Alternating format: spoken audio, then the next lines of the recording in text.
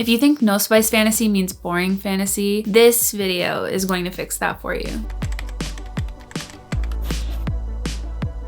Now, this is no tea, no shade to spicy books. I actually love my spicy romantasy books. However, sometimes you want emotional destruction without the distraction of spice or explicit content. There's a reader out there that wants to live in our romantasy worlds, that doesn't want the explicit content, and this video is for them. First, I'm going to start with my 5-star series. This is the Legendborn cycle by Tracy Deonn. There's 3 books out. This series is not complete yet. This is King Arthur meets Black Girl Magic at a Southern university. This entire series is zero spice. It does have fade to black closed door scenes, and even with the lack of spice, the series has no issue pulling you in and destroying you. The romance is here, and this is one I recommend when someone says fantasy does not have representation, because it does. These books are filled with magic, secret societies, and deep-rooted history, all wrapped up in a really powerful story. The magic system is so well done, but the main character, Bree, in this, she is our standout. She is our ride or die. I would do anything for Bree. She goes through so many challenges. It's so heartbreaking. But to see her pull through and still continue to be strong is really so uplifting. Tracy Deonn did an amazing job weaving these themes of like white secret society in with the way that these books explore grief, identity, and racism. I feel like if you enjoyed anything by Cassandra Clare, you should give Tracy Deonn a shot. The next series we have, this is the 𝖒𝖊𝖉𝖎𝖆 series by Holly Black. So obviously you have to start with The Cruel Prince, but I definitely loved The Wicked King more than The Cruel Prince. However, we do meet our MMC in The Cruel Prince, so do not skip it. You need to read it. There's a novella between these two, which is not necessary to read, but I am glad that I read it. I didn't rate it anything because it didn't really add much to the story. And I still have to read The Queen of Nothing as part of this series. This is still on the TBR. So this series has no spice, but the tension does carry the series, not the romance. Jude is so unhinged, and truly, her and Carden are why I continued this series. This is perfect for the reader that wants fae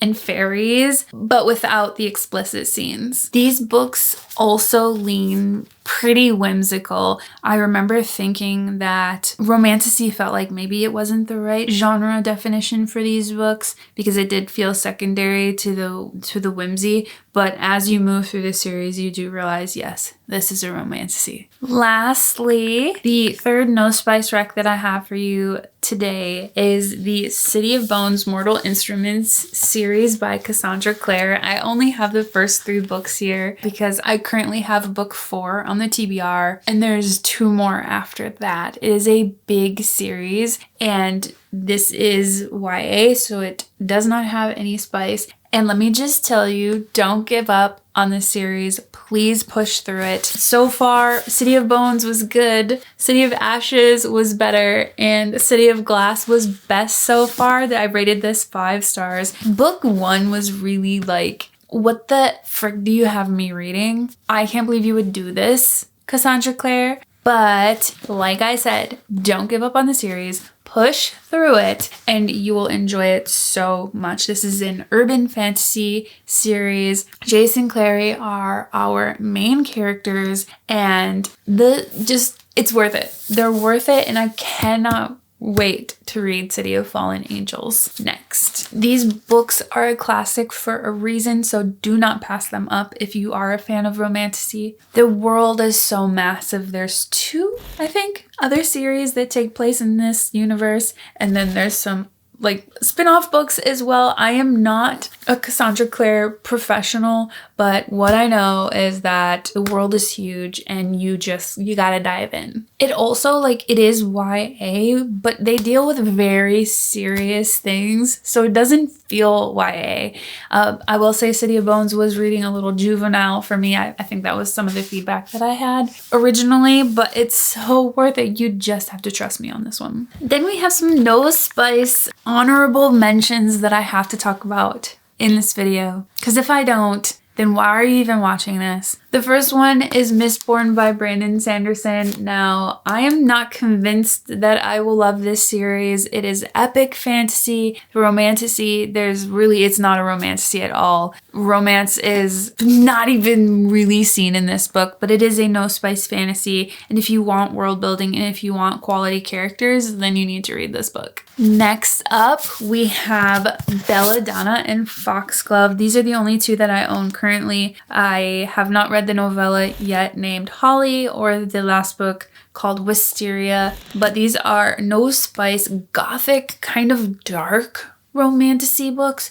So if you want to dabble in some dark romance, you could here. Again, no spice, fade to black. There's like insinuation of things. There's mention of feelings, but again, no spice, so you're safe here, but totally worth a read. And then last but not least, we have The Bone Season by Samantha Shannon. This was actually the first Samantha Shannon book that I've ever read. And I'm glad that I started here because I really did enjoy this book a lot. There's a lot of tension in this book and you really don't know where it's going. This would be fantasy with I feel like a subplot of romance. I wouldn't say it's necessarily the entire book. There is some motivation there in the relationship. And I know that this is like what? A 6, 7, 8 book series? I don't even know.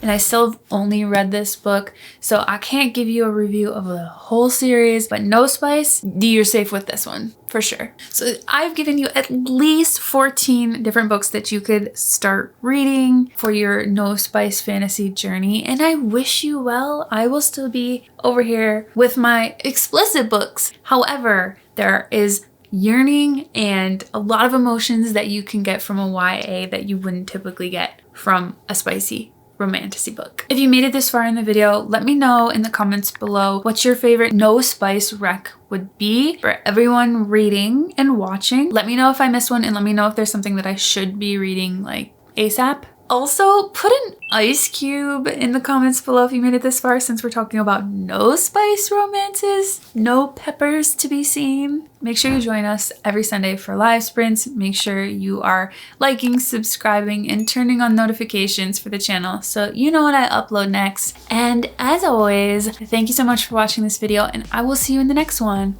Bye-bye!